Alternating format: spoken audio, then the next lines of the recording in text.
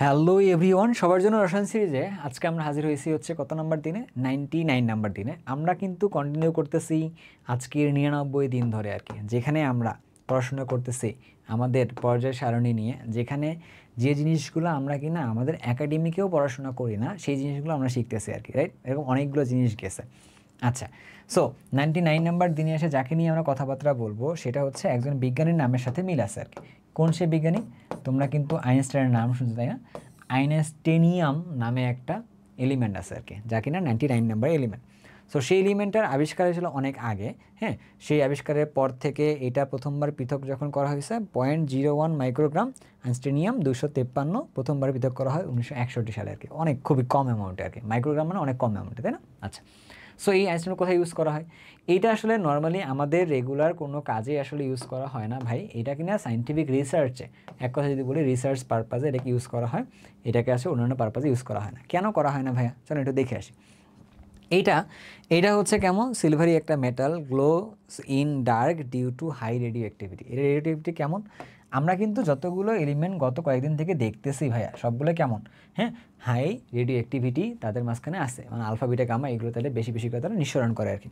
এর মধ্যে এইটা কিন্তু আরও বেশি ঝামেলাপূর্ণ। কেমন দেখো, যে এটা rapid self destruction due to intense radiation, মানে হচ্ছে রেডিও অ্যাক্টিভিটিটা এখানে অনেক বেশি, যার জন্য সেটা কি হয়, এইটার নিজের যে একটা ক্রিস্টালাইন, যেহেতু আমরা সলিড বলছিলাম এটা মেটাল যেহেতু, তো এইটার যে একটা নিজের যে গঠন থাকে, ওর নিজের এই রেডিয়েশনের কারণে ওই গঠনটাই সেটা আসলে ড্যামেজ হয় আর কি, অর্থাৎ যেটা ভেঙে যায়।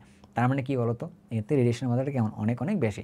সো যেহেতু রেডিয়েশনটা অনেক বেশি থাকে, তার মানে কি এখান থেকে রেগুলার লাইফে যে সকল জিনিসপত্র আমরা ইউজ করি এটাকে আসলে এই ম্যাটেরিয়ালটা ইউজ না করা হয়ে থাকে আর কি, বুঝতে পারছো? বাট রিসার্চের কোনো কাজে লাগে বিধায় খুবই কন্ট্রোল সিস্টেমে সায়েন্টিফিক রিসার্চে এটাকে আসলে ইউজ করা হয় আর কি, বুঝতে পারছো? আচ্ছা, দেখি আইনস্টাইনিয়াম কি হয়, এখান থেকে বিটা ডিকে হয়, মানে বিটা রশ্মি এখান থেকে নির্গত হয় আর কি। কোথা থেকে নির্গত হয়? এই আইনস্টাইনিয়াম যে এলিমেন্টটা রয়েছে 99 নাম্বার এলিমেন্ট, এখান থেকে নিঃসরণ হয় আর কি। বিটা নির্গমন হওয়া এটাও কিন্তু আমাদের কাছে নিউক্লিয়ার রিয়েকশনের মধ্যে গিয়েই পড়ছে। আর আইনস্টাইনিয়াম আবার অক্সিজেনের সাথে বিক্রিয়া করে আইনস্টাইনিয়ামের অক্সাইড তৈরি করতে পারে, এটা কিন্তু আমাদের কাছে আবার রেডক্স রিয়েকশনের মধ্যে গিয়ে পড়ছে। সো আমাদের দৈনন্দিন জীবনের কাজগুলোর মধ্যে যেহেতু আমরা ফোকাস রাখতে চাইতেছি, আমরা প্রত্যেকটা এলিমেন্টের প্রতিদিনের বিক্রিয়াগুলো নিয়ে কথাবার্তা বলতে চাই না, বা একাডেমিক লাইনে যতগুলো ইনডেপথ পড়াশোনা করা যেতে পারে নিউক্লিয়ার রিয়েকশন, রেডক্স রিয়েকশন, এই হিসাবে জিনিসপত্রগুলো নিয়ে এদিকে আমরা ফোকাস দিতে চাই না।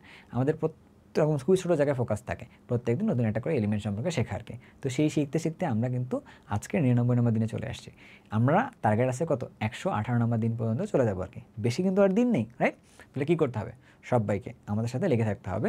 প্রত্যেক দিন 7:30 অক্সিগেমের ইউটিউব চ্যানেল থেকে এই কন্টেন্টগুলো আপলোড যাচ্ছে আর কি। কার কেমন লাগতেছে, কেমন মনে হইতেছে, সবগুলো কোথায় ড্রপ করতে হবে?